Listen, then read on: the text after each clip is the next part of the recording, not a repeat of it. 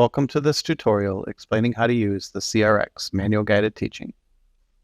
To manually guide the robot, the enable switch on the back of the tablet teach pen must be pressed into the second position prior to moving the robot. If the switch is not pressed or pressed into the third position, a fault will occur, and the robot will be unable to move.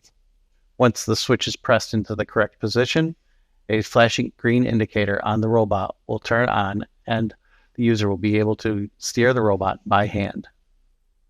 An option that can be selected is freehand teaching in the upper right corner of the robot operation panel. When enabled, this feature allows the robot to be moved by hand without having to press down the enable switch. The manual guided teaching tab has multiple options for how the user can move the robot. The free option allows the user to move each individual axis in any direction freely.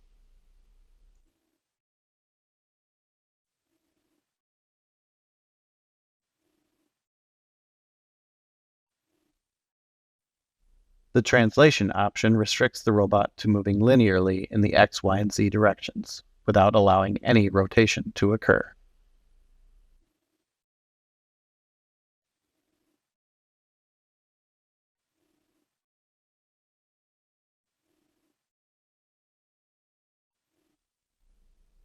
Rotation allows the user to only rotate the robot about the active tool frame's tool center point, or TCP, which is typically on the end of the gripper.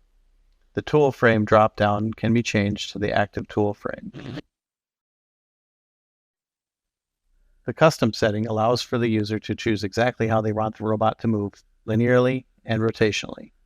For example, you can choose to only allow translation across the X-axis or rotation in the Y and translation in the Z. The robot will not move in any direction except across the axis specified.